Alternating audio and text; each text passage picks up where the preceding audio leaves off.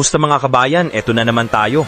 Sa video na ito, nagpakita na naman ng tapang si Isko Moreno at may mainit siyang pahayag kay PBBM. Tara, alamin natin ang buong detalye ng matinding pasabog na ito. Welcome back sa ating channel mga kababayan. Ako po muli ang Kuya Jay nyo at ngayong araw ay tatalakayin natin ang mainit na issue tungkol sa flood control projects na binulgar ni Pangulong Bongbong Marcos at ang matinding reaksyon ni Isko Moreno tungkol dito. Kung hindi ka pa naka-subscribe, hanapin mo lang yung red button sa baba ng video. Click mo na yan, pati na rin yung bell icon at piliin ang all para updated ka palagi sa mga bago nating uploads. Ngayon mga kababayan, ito na ang pasabog ni PBBM. Sa kanyang pahayag, ibinunyag niya ang mga anomalya sa mga flood control projects sa iba't ibang rehiyon. Mahiya naman kayo sa inyong kapwa Pilipino. Ayon sa kanya, marami sa mga proyektong ito ang palpak, hindi natapos at mas malala pa, ghost projects daw ang iba sa mga ito. Tara, panoorin na natin ang video. Kamakailan lamang, nag-inspeksyon ako sa naging epekto ng habagat ng bagyong Krising, Dante at Emong. Kitang-kita ko na maraming proyekto para sa flood control ay palpak at gumuho. Grabe, nakakapanibago ang sona ni PBBM na yon. Parang nakuha niya to kay Isko mga kababayan ha. At yung iba, guni-guni lang. Huwag na po tayo magkunwari.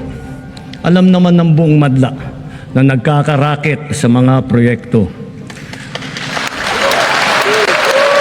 Alam niyo mga kababayan, kudos kay PBBM dito. Kasi kahit papano, hindi niya pinagtakpan tong issue na to. Kasi alam naman natin na ngayon, madami nang nadidisappoint kay BBM dahil sa ibang mga palpak na mga diskarte niya. Kaya pasalamat tayo kasi at least nanggaling na sa president mismo ang issue na kinakaharap ngayon ng mga mamamayan natin. Mga kickback, mga initiative, errata, SOP, for the boys. Ay grabe yon mga kababayan. At least, aminado rin pala si BBM sa ganitong anomalya sa gobyerno. Kaya sa mga nakikipagsabwatan upang kunin ang pondo ng bayan at nakawin ang kinabukasan ng ating mga mamamayan, mahiya naman kayo sa inyong kapwa Pilipino. Alam nyo, yung iba, nakikipalakpak lang dyan. Pero panigurado, isa rin sila sa mga natamaan.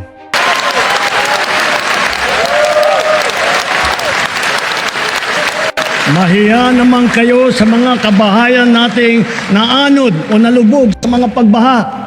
Mahiya naman kayo, lalo sa mga anak natin na magmamana sa mga utang na ginawa ninyo na binulsan nyo lang ang pera. Yun, mga kababayan, alam nyo, very normal po yan sa gobyerno. Actually, para sa kanila, legal na din yan dahil sa lahat ng mga proyekto, tinatawag na lang nila yan na standard procedures. Kita nyo naman ng mga kalsada kababayan, isa yan sa mga ginagatasan nila. Makikita mo 'di ba? Kahit wala kang alam sa paggawa ng kalsada, alam mo na substandard ang pagkakagawa. Yung iba, tumatayo na lang para hindi mahalata na isa sila dun sa mga sinasabi ni BBM.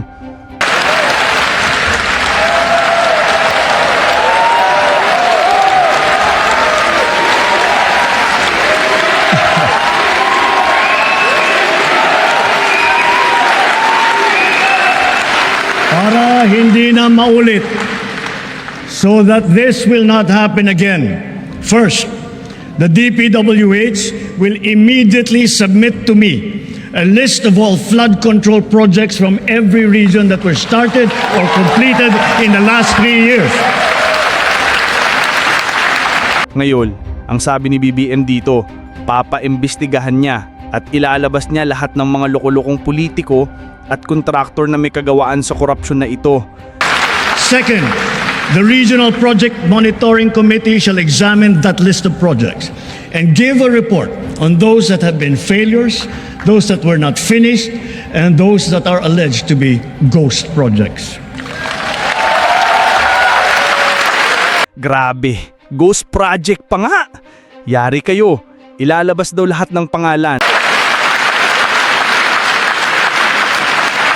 And third, we will publish this list.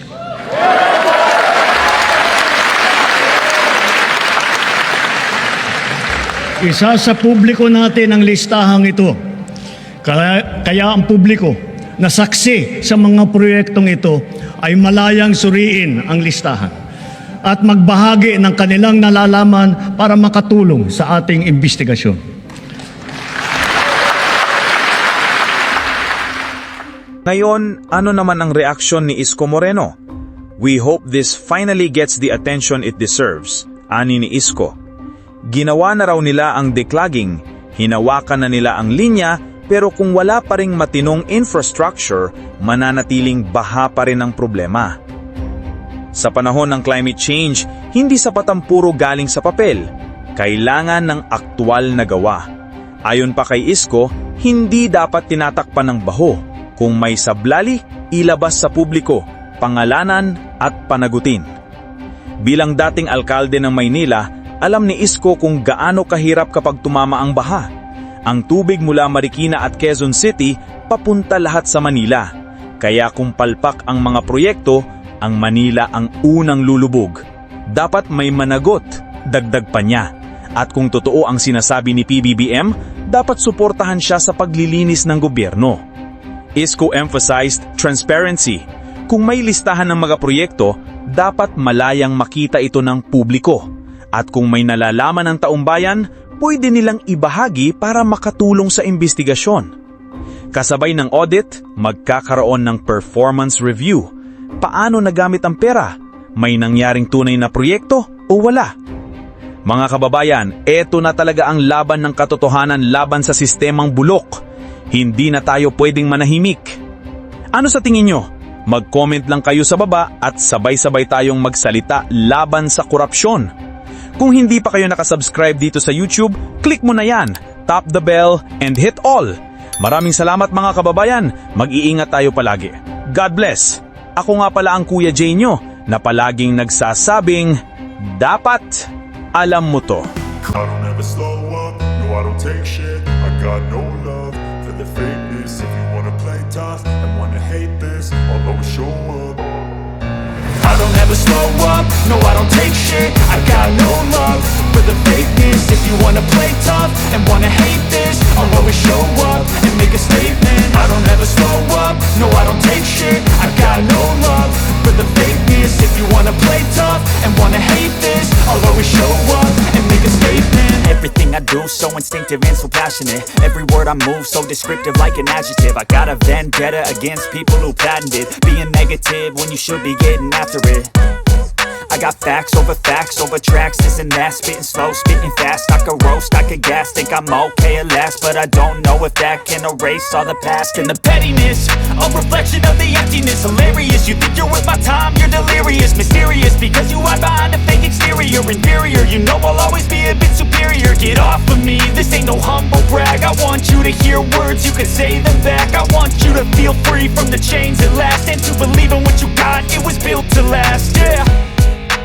Now that I've been put through hell, I never got anyone's help. I had to do it all myself.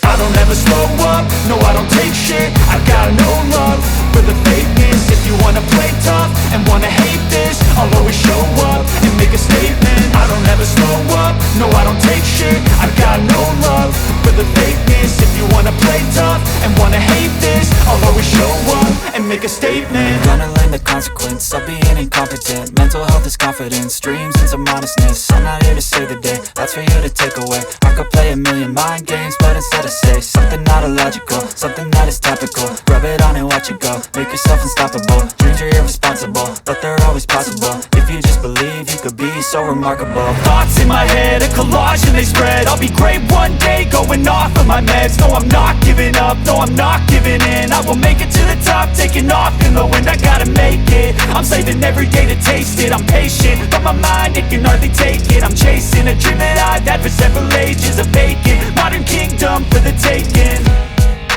Now that I've been put through hell, I never got anyone's help. I had to do it all myself. I don't ever never slow up, no I don't take shit. I got no love for the fakeness. If you wanna play tough and wanna hate this, I'll always show up and make a statement. I don't ever slow up, no I don't take shit. I got no love for the fakeness. If you wanna play tough and wanna hate this, I'll always show up and make a statement. I don't ever slow up, no I don't take shit. I got no love for the fakeness. If you wanna play tough and wanna hate